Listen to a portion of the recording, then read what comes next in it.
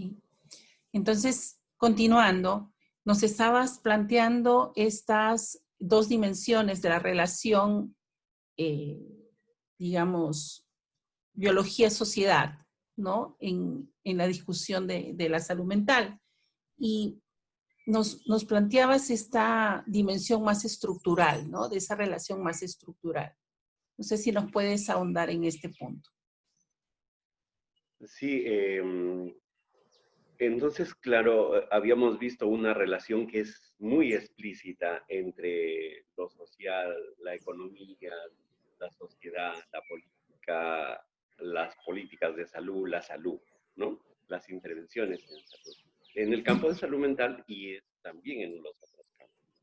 Y estábamos viendo esta relación un poco más profunda entre lo biológico y lo social, ¿no? Y ahí estábamos viendo cómo los conceptos de lo biológico y lo social se aproximan y es más, hacen como el anverso y reverso de una misma moneda.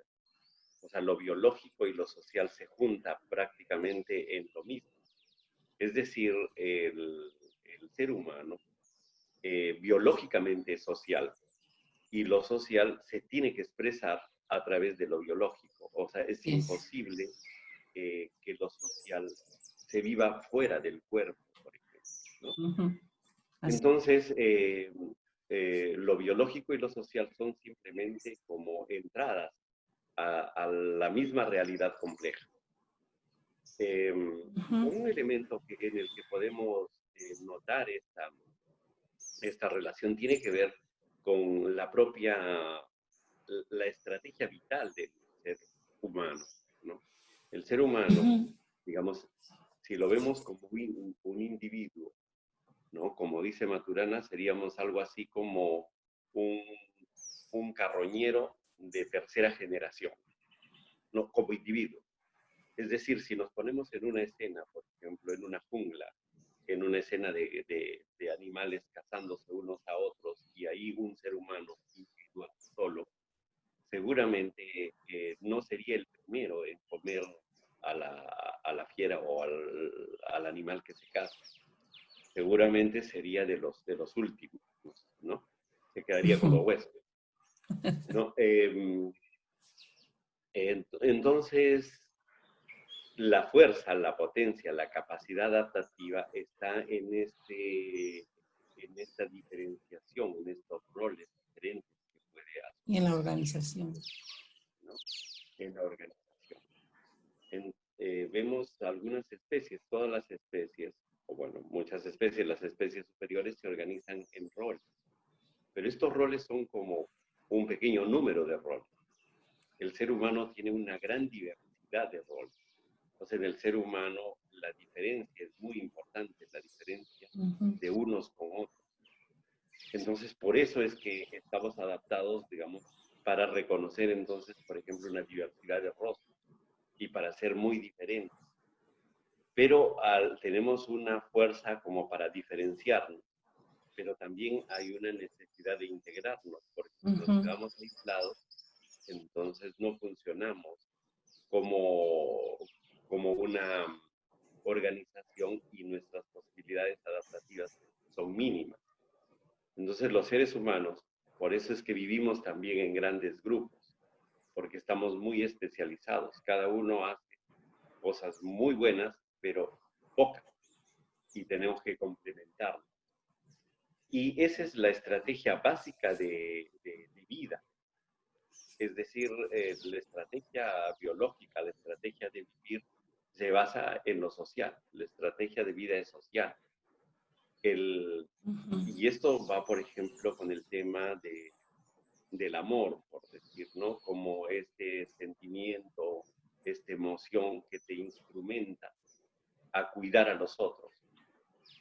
Y, digamos, si uno ve el comportamiento de cuidado de la especie humana, es diferente del comportamiento de cuidado de otras especies.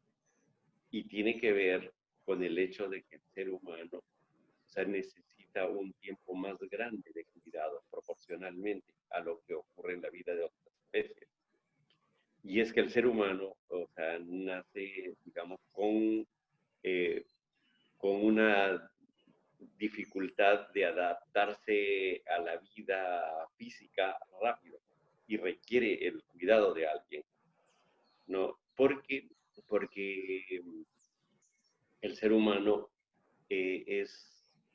requiere una programación y requiere un cuidado entonces permanente y nace físicamente, Ujú, digamos, una cabezota que no la puede controlar recién hasta que tenga más o menos un año, ¿no? Entonces necesita un cuidado y ese cuidado prolongado, o sea, requiere una emoción, un sentimiento, ¿no? Y eso tiene que ver entonces con el amor.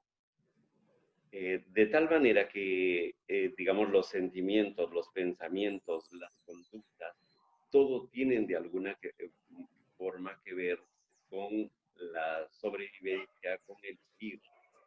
Por tanto, es esta separación de lo biológico y lo social es una separación más de perspectiva, más de puerta de entrada. Y la mente ujú, entonces se constituye en un elemento que está como a caballo entre lo biológico y lo social, y ahí es ujú, donde uno ve la inseparabilidad de lo biológico y lo social, ¿no? ok, Cuando uno entra al tema de salud mental es prácticamente imposible separar eh, mente de cerebro, ¿no? Alma de cuerpo, porque, digamos, es allí en ese punto donde se expresan ambas dimensiones. Todo comportamiento tiene un elemento biológico, a la vez tiene un elemento social. ujú, No todo comportamiento va a significar algo para los otros, va a ser un mensaje también para los otros. correcto. Es por eso que pensamos que esta articulación entre lo biológico y lo social en el campo mental es plena, simplemente puertas de entrada a lo. Correcto. Y dime, y digamos la salud mental como un asunto eh, de política y de política pública, ¿desde cuándo podemos hablar de esto? Porque si bien el comportamiento humano ha sido siempre objeto de política, ¿desde cuándo llaman a los psiquiatras, a los psicólogos, a los profesionales de la salud mental, ¿no? A, a tomar un rol en eso, ¿no? A tener voz y a tener un desarrollo de estrategias sobre el comportamiento humano. Entonces, allí podríamos estar hablando, bueno, de cuándo inicia, digamos, la salud mental como un asunto de política pública. Sí, y yo creo que, digamos, la salud mental siempre ha sido un asunto de política pública, ¿no? Me parece inclusive que el Estado o los estados se crearon justamente regulando la salud mental. O sea, el Estado aparece para regular el comportamiento de las personas, solo que Uh algunos -huh. tipos de comportamiento, que puede ser desde el comportamiento militar, digamos, o el comportamiento eh, en la lucha entre las personas, o el comportamiento económico, ¿no? El comportamiento social. Siempre hay un énfasis en regular algún comportamiento. Cómo vamos apareciendo los psiquiatras en la escena, cómo vamos apareciendo los trabajadores de salud mental en la escena. Y creo que esto viene más bien asociado a las tecnologías. ¿A qué tecnologías se van dando para poder regular el comportamiento? Uh -huh. ¿No? Entonces, claro, cuando pensamos en cómo regulamos un comportamiento, una forma de regular el comportamiento es a través de la violencia, ¿no? Prohibiendo o castigando comportamientos. Entonces ahí aparecería que no hay un espacio, y de hecho no había un espacio para los trabajadores, para los operadores de la salud mental, porque era básicamente castigar, ¿no? Al cuerpo del transgresor o luego vamos entrando ya en otros modelos, como por ejemplo el que tiene que ver con el vigilar, con el observar, vigilar como un mecanismo para regular el comportamiento del otro.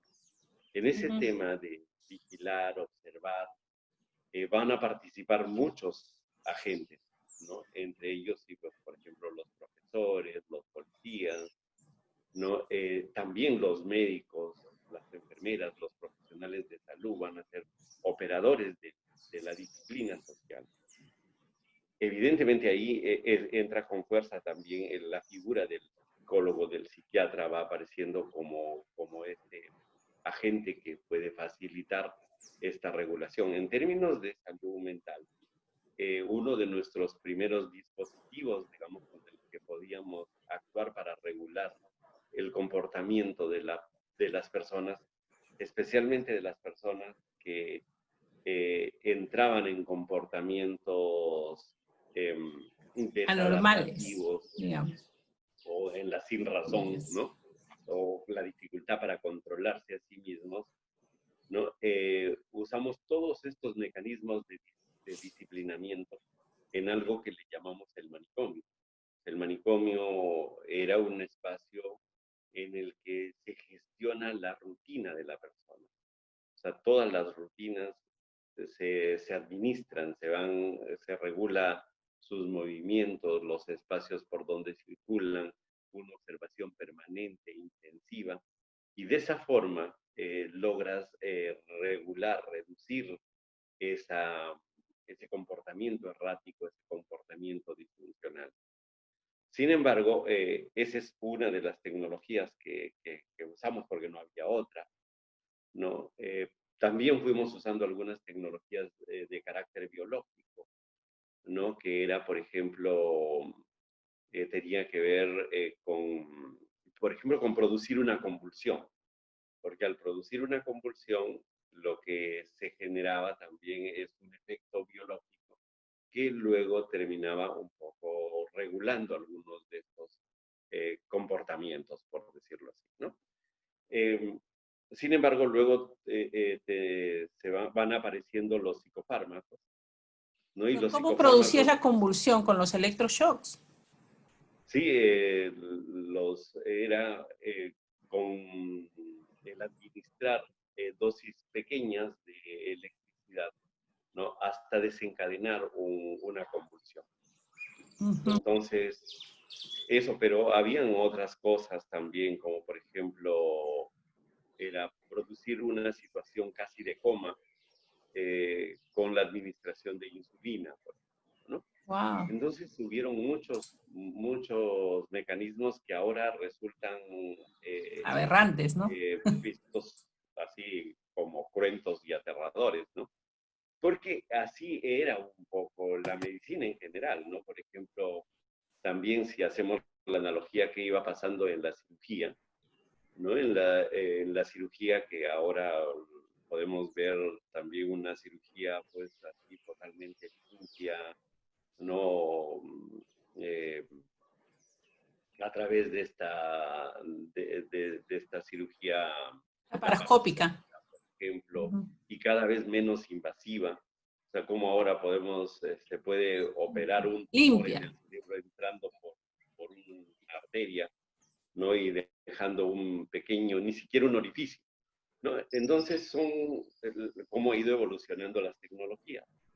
Pero en algún momento, por ejemplo, una persona tenía una infección, una herida que no se podía curar con la limpieza y tal vez esta persona terminaba con el brazo amputado, ¿no? Entonces era la forma de intervenir. Entonces la Correcto. medicina ha ido pasando por momentos de usar tecnologías y herramientas cruentas. También la psiquiatría. Pero luego, claro, se descubren, por ejemplo, los antipsicóticos que tenían la capacidad de controlar esa conducta, ¿no? Con algunos efectos secundarios también, pero cada vez hemos ido teniendo menos efectos secundarios. Por ejemplo, ahora para tratar una depresión, puedes usar un antidepresivo que realmente tiene muy pocos efectos secundarios, ¿no? Y seguramente pueden haber algunas cosas más, tenemos es tecnología. Entonces las profesiones se van adecuando, digamos, con las tecnologías y a cumplir los encargos sociales que nos van dando, ¿no? Entonces, claro, en un momento nos encargan sacar a los locos de la calle, ¿no? Y teníamos la tecnología de disciplinamiento y eso más o menos hicimos. O sea, ahora el encargo es diferente. La sociedad está preocupada, por ejemplo, eh, por la depresión y tenemos ahora herramientas eh, farmacológicas que permiten calmar eso. Entonces, hacemos eso. Pero las preocupaciones sociales van incrementando. Ahora, por ejemplo, estamos mucho sobre el comportamiento violento. Y ahí, obviamente, no hay un tratamiento, pero sí hay una serie de dispositivos que pueden ayudar a que las personas puedan identificar y procesar sus impulsos y sus emociones agresivas, digamos, ¿no? Entonces, como que esto es un abanico eh, en la que siempre ha habido una preocupación social por el comportamiento humano. Ahora hay la preocupación por ciertos tipos de comportamientos que antes no eran preocupación. Antes la violencia, por ejemplo, familiar, no era una preocupación social. Es más, se entendía que era un asunto básicamente privado. Ahora se convirtió en un asunto público y ahora hay algunas herramientas de carácter biológico, también de carácter psicológico, psicoterapéutico, de carácter educativo, ¿no? Acciones comunitarias que te van permitiendo reducir este tipo de comportamientos, generar relaciones en un mejor equilibrio de poder, digamos, ¿no? Entonces, por ahí va avanzando, digamos, la salud mental. Yo diría entonces que tu pregunta es una preocupación del Estado de siempre, pero se va transformando y ahora hay temas, digamos, más que atañen a más gente y por tanto la salud mental tiene un papel como más relevante en el Correcto, discurso correcto, político, en el discurso del Estado. correcto. Eh, en esta, digamos, eh, transformación o pase, transición de varios elementos, varias situaciones, problemas de salud mental, de un asunto individual a un asunto público, podríamos decir que, digamos, el nuevo siglo nos trae, digamos, con más énfasis la preocupación del Estado sobre la salud mental. Digamos, no lo veíamos en los 90s, no lo veíamos en los 80s, pero ahora podemos ver una significación mucho mayor, ¿no? Eso por un lado. Y por el otro lado, me gustaría que pudieras comentarnos en esta transición también, venimos escuchando esta reforma de la salud mental, ¿no? En estas tecnologías de las que tú hablas y de estas estrategias digamos, de salud pública, nos hablas en un artículo sobre esta transición hacia una salud mental comunitaria. Quisiera que nos contaras un poquito más de eso. Sí, creo que las preocupaciones sociales y del Estado sobre el mundo mental, sobre el universo mental de las personas, ha ido variando, como dices, ¿no? O sea, ha ido variando y creo que variando rápido también desde los 80 a lo que va ocurriendo ahora, ¿no? Yo diría que previo a los 80, ¿no? La preocupación estuvo muy centrada en la razón, ¿no? O sea, digamos, y el problema de salud mental era la pérdida de razón. Lo que en ese tiempo hablábamos como la locura. la locura podría ser como un concepto que se va adaptando también a los tiempos, ¿no? Y entonces esta preocupación sobre la razón, sobre la pérdida de la razón, era la preocupación central, ¿no? Y había que darle nuevamente, volver un poco el tema a que la persona tuviera el control de sí misma. Entonces todos los dispositivos estaban orientados para que la persona pueda tener control de sí misma, ¿no? Control básico. Luego, los 80 me parece que se fueron pintando con la idea de ánimo.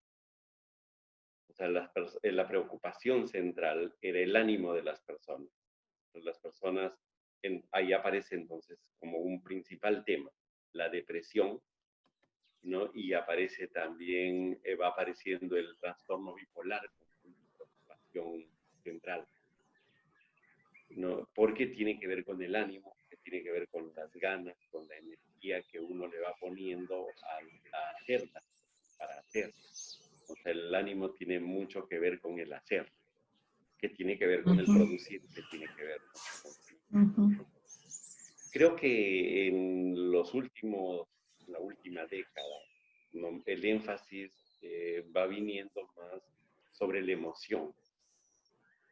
Y ya tiene, por eso aparece, digamos, con más fuerza el tema de la violencia como un problema principal a poder abordar, ¿no? Que tiene que ver ya con el tema de la relación, de la interacción entre las personas. Y ahí van apareciendo, por ejemplo, con fuerza los problemas vinculados a la inestabilidad emocional, a la dependencia, a los vínculos problemáticos, a la violencia, ¿no? Van apareciendo con fuerza esta preocupación. Entonces, creo que sí, las preocupaciones sobre salud mental van cambiando. Van cambiando. Me parece que estamos en un tema más emocional, incluso yo diría que estamos entrando a un tema más bien sentimental, ¿no? Ahora nos preocupa mucho, por ejemplo, los comportamientos dramáticos de las personas, la forma como se expresan, se victimizan, se relacionan de formas complejas, ambiguas, ¿no? Entonces estamos un poco en ese punto también, entrando al tema más de comprender y de desentrañar un poco estos comportamientos dramáticos relacionales, ¿no? Yo creo que por ahí va habiendo una evolución. De hecho, el campo de la salud mental es un campo dinámico que va a ir evolucionando y reflejando la propia dinámica de la sociedad, ¿no? Cómo las sociedades se van transformando. Y esto de los centros de salud mental comunitarios, digamos como reforma, como alternativa a los espacios manicomiales, ¿cuál es la propuesta desde allí? Ya, en esta idea de irse transformando, las instituciones también se van transformando, las respuestas, la forma como se van dando las respuestas a los problemas también se va transformando, ¿no? En este modelo clásico, digamos, de organización de la salud mental en base a hospitales, o sea, la hospitalización era el elemento clave, porque la hospitalización era el dispositivo que estaba orientado justamente a este disciplinamiento. O sea, una hospitalización psiquiátrica era todo un proceso, no era de que lo internas y lo sacas, ¿no? Sino era toda una carrera que había que hacer al interior, una carrera de fases, o sea, un proceso realmente de disciplinamiento que duraba un tiempo, ¿no? Que podía ir de algunos meses hasta años, ¿no? De disciplinamiento. que ahora se suele dar también, por ejemplo, en estas casas que tienen que ver con el tratamiento de adicciones, por ejemplo, estos programas para tratar las adicciones, que es un campo en el cual eh, la psiquiatría, las ciencias de la salud mental todavía no logran grandes desarrollos, digamos, ¿no? Y por eso se mantiene Tecnologías. todavía tradicional. Entonces, en ese momento, el hospital, el internamiento, la hospitalización era el elemento clave, central del proceso de intervención en la salud mental.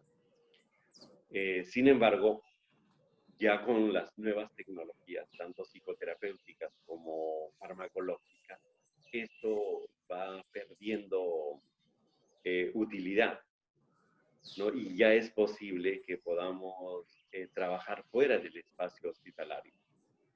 Es más, digamos, esto se empieza a sentir el espacio hospitalario como un espacio eh, tradicional que vulnera los derechos de las personas, porque de hecho los vulnera, porque su esencia misma es el disciplinamiento, la administración de sus rutinas, y eso no es otra cosa que conculcar las libertades individuales de las personas, ¿no?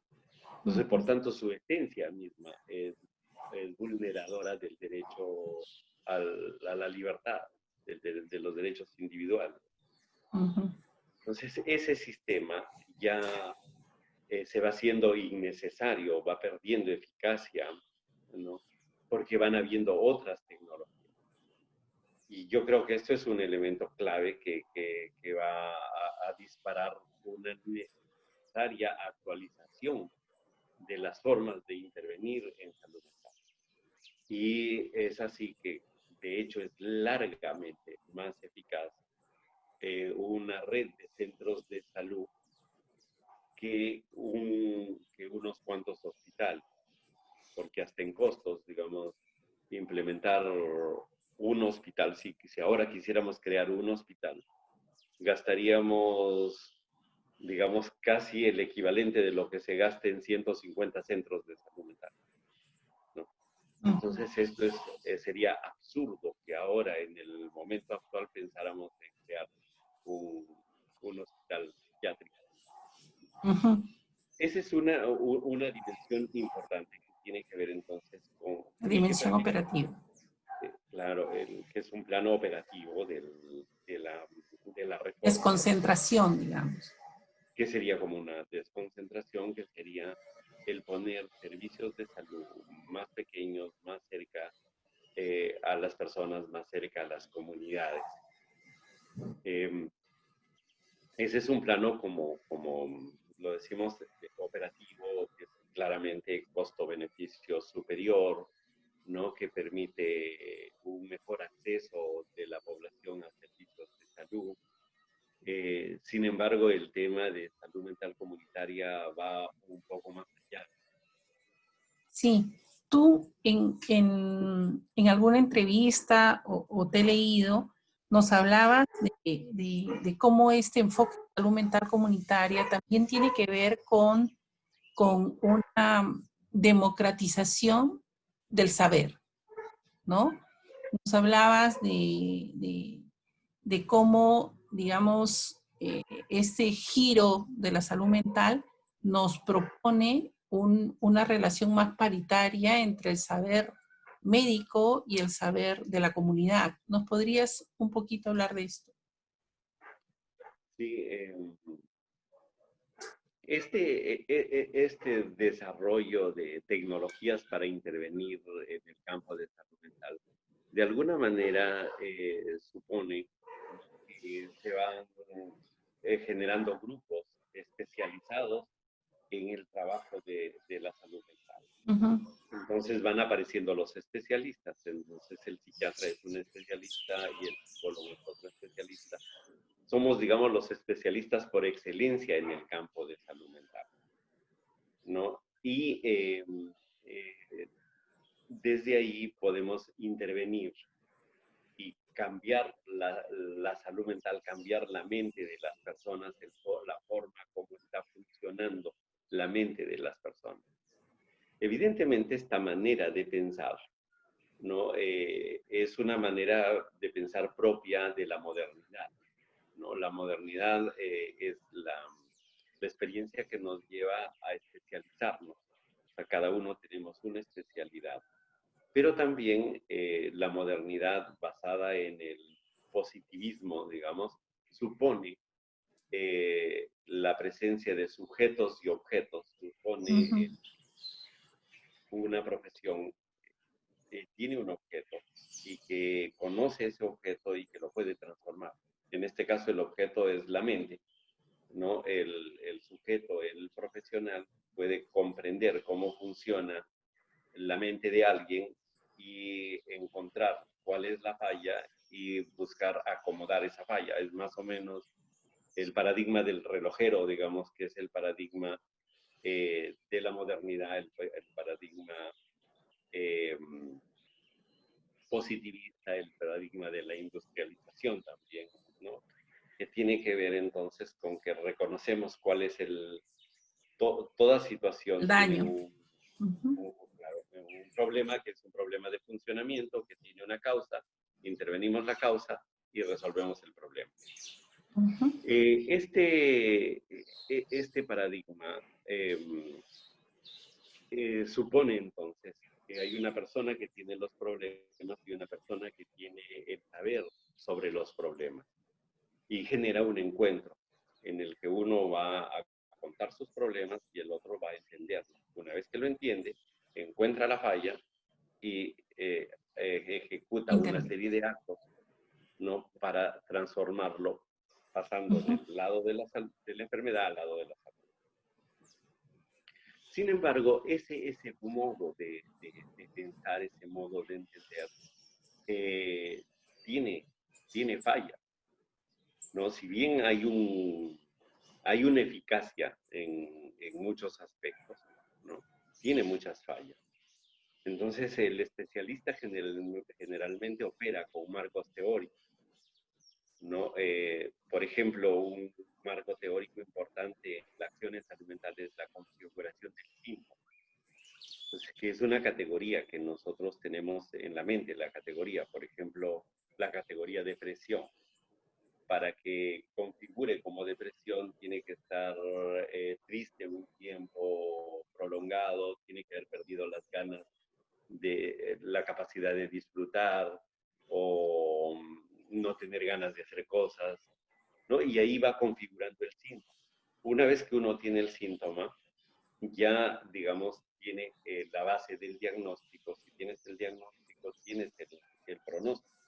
Entonces ya sabes qué va a pasar o qué puede pasar, basado en el comportamiento histórico de otras personas que tuvieron este tema, o sea, en base a la estadística. Y si intervienes, si le das un tratamiento o haces un acto, también puedes predecir su recuperación. Y en esa lógica trabajamos, digamos. No solamente los psiquiatras, no solamente los psicólogos, también los médicos, no, también los sociólogos, también los profesores, todas las ciencias que venimos de la modernidad estamos inspirados en ese paradigma, ¿no? Entonces, en este paradigma, en el caso de salud mental, ¿no? Lo que generalmente se va a dar es como un recorte de la historia. O sea, la persona tiene una vida, una experiencia, y nosotros de eso solamente le damos relevancia a algunos aspectos y a otros no. Que lo ponemos en una jerarquía como complementario. Pero desde la experiencia de la persona puede ser central. Y entonces, y todo eso es como importante para cuidar la salud mental. Entonces, cuidar la salud mental significa el que podamos comprendernos los unos a los otros, ¿no? El que podamos articularlos los unos con los otros. Y entonces acá, desde el enfoque de salud mental comunitaria, o sea, la idea es que todos los saberes son relevantes para el cuidado de la salud mental. Esto puede ser claro en una persona, por ejemplo, que puede estar en ideas, tomando decisiones de suicidio, por ejemplo, ¿no? Entonces, tal vez un psiquiatra lo puede entender y lo va a entender como un conjunto de síntomas, no, un psicólogo también lo va a entender, pero tal vez una persona que ha vivido esa experiencia lo puede entender de otra manera, ¿no? Y tal vez ese entendimiento de esa persona que ha vivido la experiencia puede en ese rato ser más eficaz que el entendimiento del psiquiatra, que le llevaría, Correcto. por ejemplo, a tomar algunas decisiones farmacológicas, pero que va a ser difícil que entren en acción en ese rato, ¿no? Pero tal vez este saber, este comprender de una persona que tuvo la experiencia puede ser incluso más valioso, ¿no? Ujú, ujú. Entonces, por eso es que en salud mental comunitaria un elemento central es la paridad de saberes. O sea, entender que los saberes en torno al sufrimiento mental, en torno a la enfermedad mental, en torno al problema en el ámbito de la mente, ¿no? Es importante y relevante la diversidad de saberes. Correcto. Acá planteamos como una ecología de saberes. Ujú. Cuantos saberes más diversos y más dialogantes, más en un sentido paritario, o sea, va a permitir comprender y actuar mejor en la salud de las personas. Pero más aún hay un elemento que en salud comunitaria nos resulta central y es la idea de la salud mental como comunidad, ¿no? Es decir, eh, en el enfoque de que el ser humano es un ser esencialmente social. O sea, digamos, la individualidad es una ficción. O sea, lo que es más es que Comprendido. somos parte de colectivos, parte sustantiva de colectivos. No es que los individuos nos agrupamos para formar un colectivo, sino que somos esencialmente colectivos. No esencialmente venimos de grupos, somos parte inherente de un grupo o de grupos, Ujú. ¿no? Justamente la pérdida de la salud mental es la pérdida del grupo, de la comunidad, es Ujú. salirse de la comunidad. Por ejemplo, hay problemas que de repente son considerados incluso los más severos, más problemáticos en términos de salud mental, como por ejemplo la esquizofrenia, donde el síntoma cardinal es, son las alucinaciones y Ujú. las delusiones o delirios.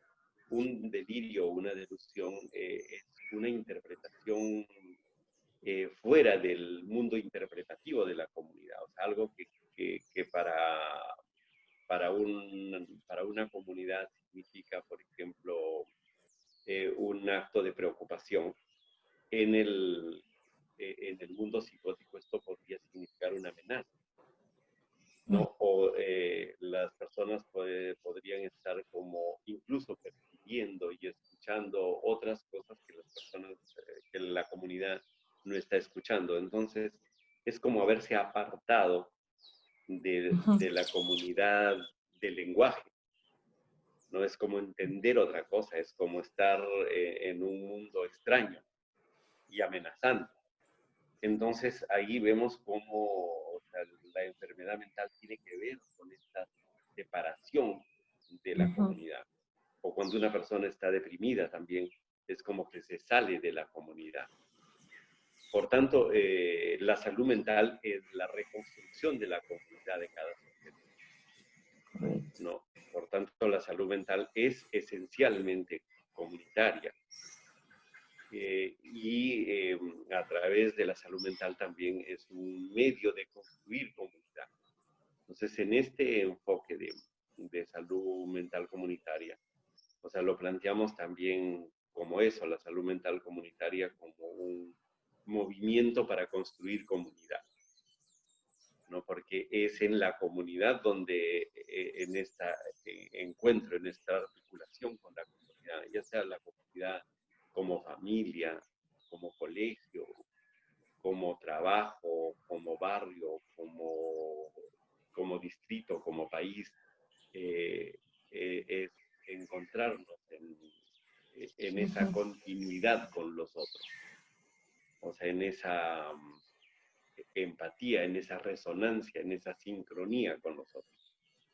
Y eso no se puede hacer con una intervención desde una persona que es la que sabe y el otro no sabe, ¿no? O sea, tiene que ser en una legitimidad de saberes, ¿no? O sea, tiene que haber esta especie de justicia epistemológica, como lo llama eh, eh, Boaventura de Sousa Santos, ¿no?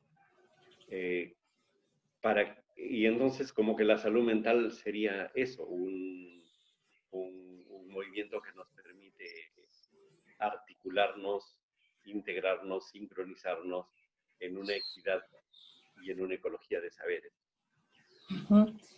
Genial, muchísimas gracias Humberto. Entiendo el enfoque y creo que el gran reto es trabajar con los propios recursos humanos que están ligados a la salud mental para que compartan este enfoque y lo pongan en práctica, ¿no? Sí, es ir entendiendo, y no solo entendiendo, actuando, todos como recursos humanos de la salud mental, digamos, todos somos recursos humanos de la salud mental. Todos somos valiosos en este juego. Incluso, o sea, yo diría, por ejemplo, los profesionales de las ciencias sociales tienen un rol fundamental en esto, ¿no? Sus saberes son muy importantes para trabajar un poco este tema de la sociedad, de la regulación social, del tejido social, de la comunidad, ¿no? Porque de hecho, o sea, vivimos un escenario en que muchas cosas nos separan. Hemos construido una suerte de artificios que nos hacen ver a unos seres humanos como diferentes de otros seres humanos, ¿no? Es como si el escenario lo hubiéramos fragmentado, jerarquizado, ¿no? Y construimos ese tipo de sociedad que genera muchos límites para integrarnos. Me parece que ahí está, por ejemplo, la fuente de mucho sufrimiento, de mucho problema que se expresa en el campo de la salud mental. O sea, las inequidades de género, las inequidades etarias, ¿no? Esta gran inequidad entre adultos y niños, un mundo adultocéntrico que lucha y excluye, ¿no? a los niños, ¿no? Y que domina a los niños, ¿no? Es fuerte, pero también lo vemos entre la ciudad y el campo. Es más, en nuestro país muy fuerte el tema, no solo en nuestro país, el tema étnico, el tema racial, ¿no? O sea, cómo el color de la piel puede determinar conductas tan diferentes y a veces tan al límite como la que ahora estamos viendo a propósito de este caso del policía que prácticamente ha matado a una persona en Estados Unidos, ¿no? Entonces, hay un tema ahí social fuerte, ¿no? Es como que en el campo social se produce el problema y aparece en el campo de la mente, ¿no? Entonces, la necesidad de trabajar en conjunto estas determinaciones sociales, esta relación entre mente y sociedad me parece un campo valioso y yo agradezco la preocupación de tantos científicos sociales que, como tú, están trabajando también en este campo, ¿no? Gracias, Humberto. Sí, muchas gracias. Por nada, con gusto.